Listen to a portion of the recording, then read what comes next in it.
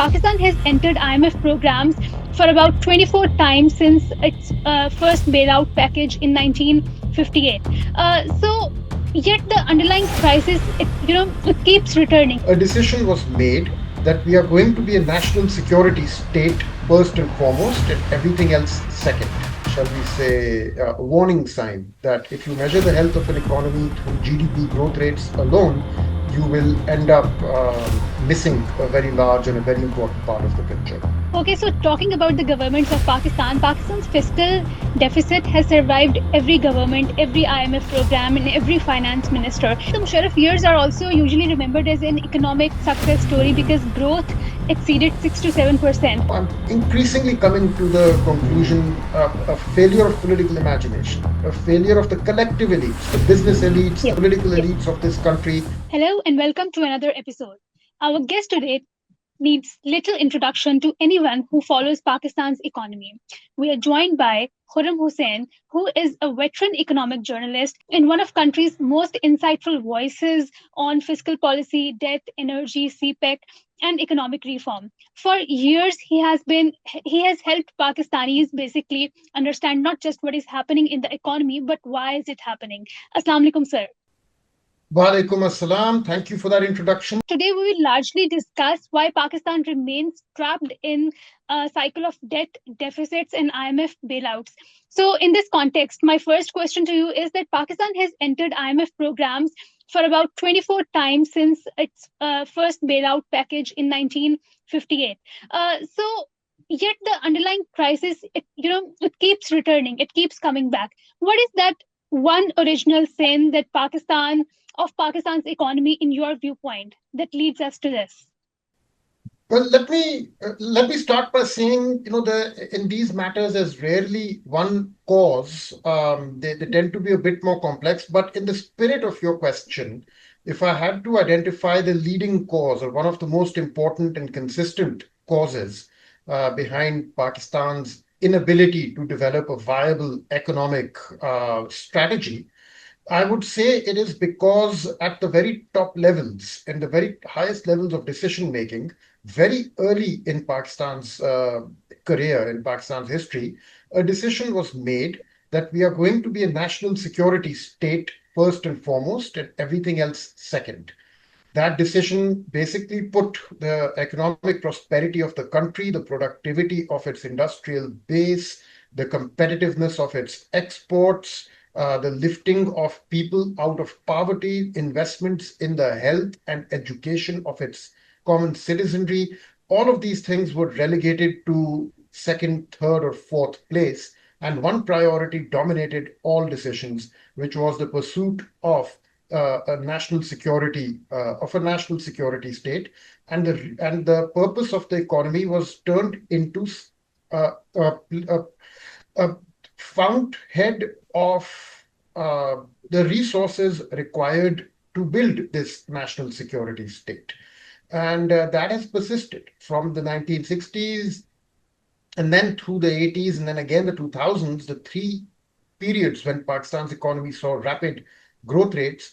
In all of them, this was the objective that was actually being pursued, and everything else was secondary. So I would look in that direction. Sure. Well, they have written extensively about Pakistan's recurring debt cycles. Many economists trace the roots of today's debt burden to the Musharraf-era growth model, when rapid growth was fueled by foreign inflows, consumer credit, and imports. Looking back 2 decades later, do you think the policies associated with Dr. Ishrat Husain he was there from 1999 to 2005, uh, do you think that that period created a structural dependency on borrowing that Pakistan has never been able to escape till date? I think so, yes. And I wouldn't lay all the blame at Dr. Ishrat Husain's doorstep. I think there were at least a few other people who should share that blame. But and This change came around after 9/11. Until 9/11, they were pursuing a very different set of policies, and there was actually a bigger emphasis on growth, on reform as the driver of growth for that government. It all changed right after 9/11. And yes, I do think that the policies followed in that era, post 9/11 policies, laid the groundwork for turning Pakistan into a consumption-based economy, an economy that where consumption is the main motor force of its economy, and created the underlying dependencies on external inflows that plague us to this day. Okay. So the Musharraf years are also usually remembered as an economic success story because growth exceeded 6 to 7%. But if that growth ultimately led to the balance of payments crisis of 2008, because obviously I know that there was a global recession in 2008 as well, should we rethink the entire narrative of that era? My question basically is that was it a genuine development or merely a debt fueled consumption boom? I would run with the latter.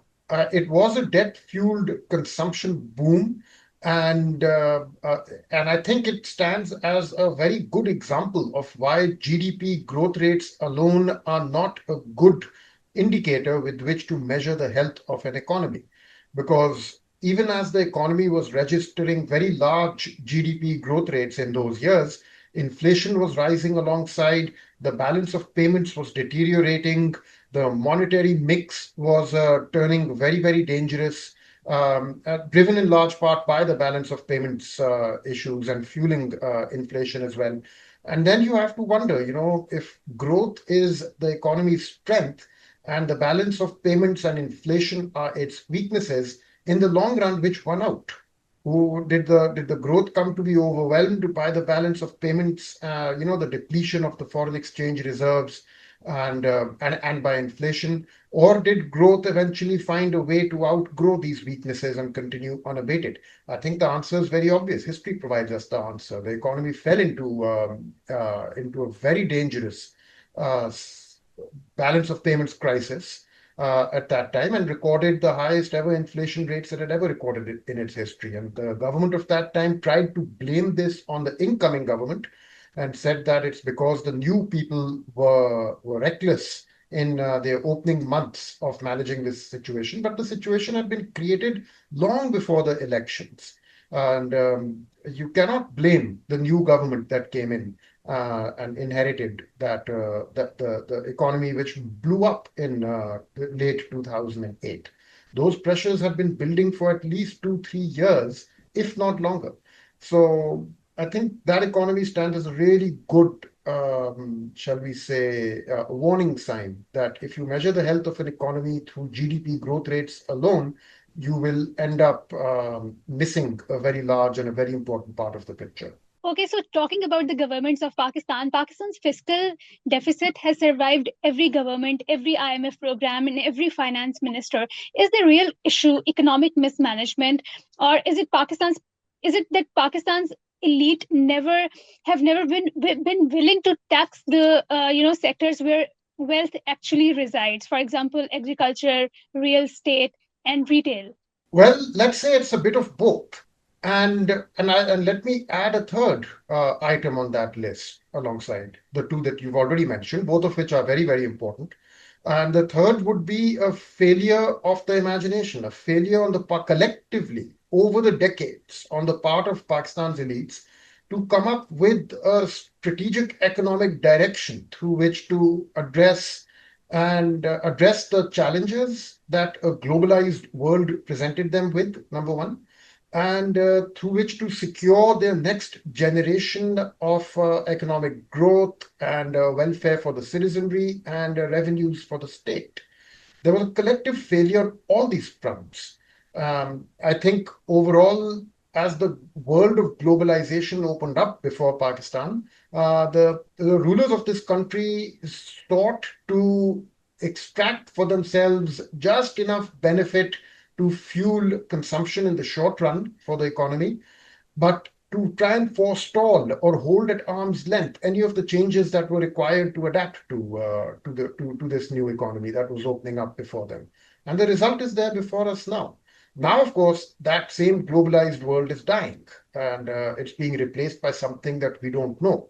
So I think the remedies that were developed during its heydays, such as the free market being the solution to all problems, those remedies are now outdated.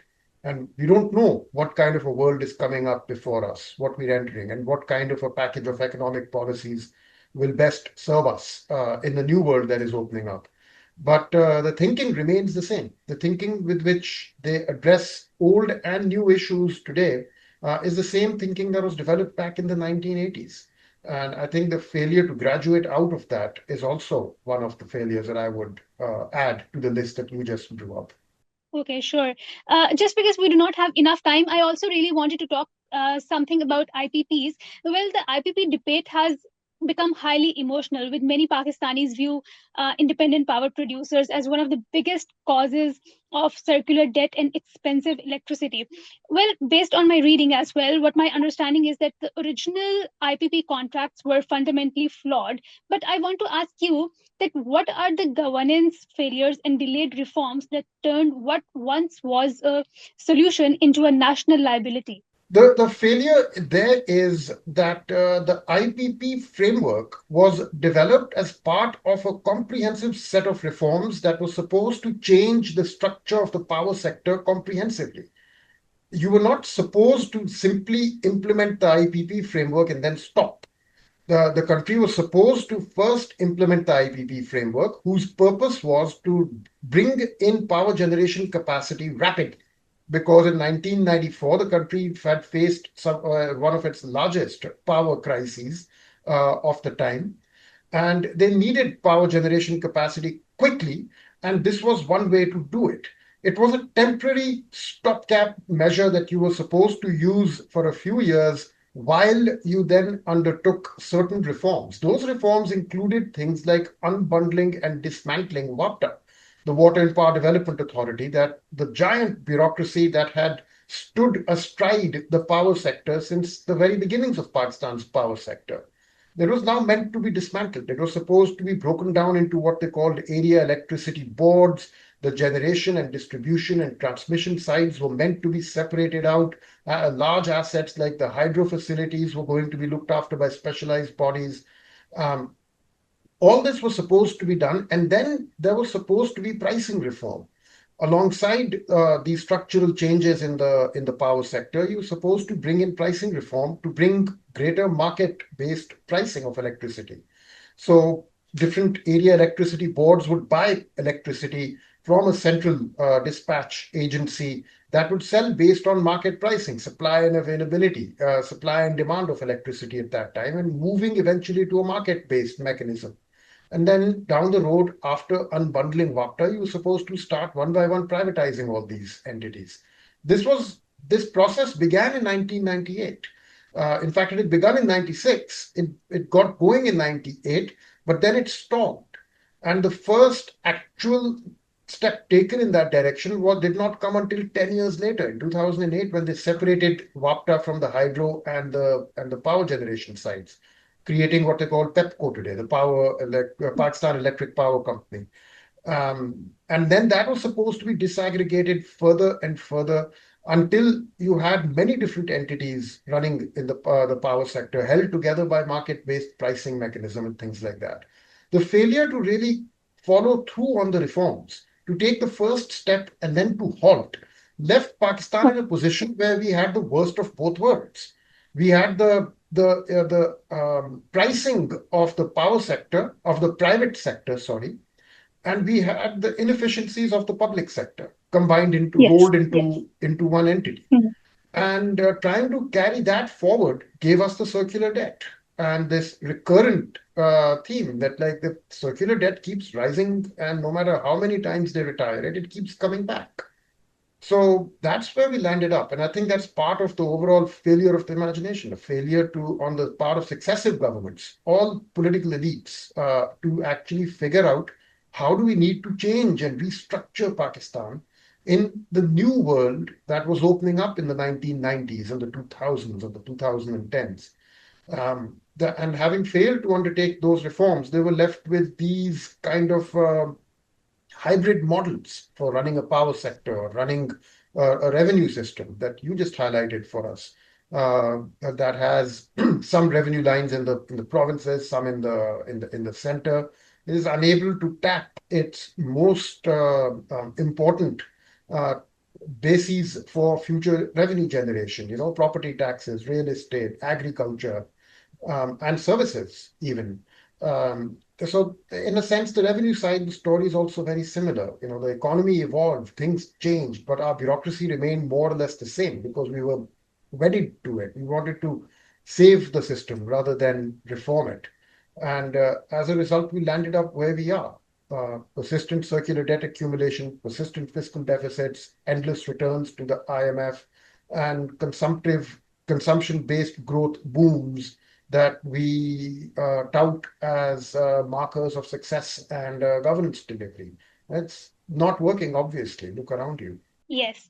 Okay, so talking about the failure of Pakistani governments and consecutive failures in this regard, when historians look back at CPEC 20 years from now, what do you think they will conclude? Will they see it as a transformational infrastructure project that Pakistan failed to capitalize on, or as another example of borrowing for infrastructure without building the productive economy that is needed to sustain it? You mean CPEC in particular? Yes, CPEC in particular, phase one, I have read about this, but phase two, we do not, have we have not seen substantial progress in that regard.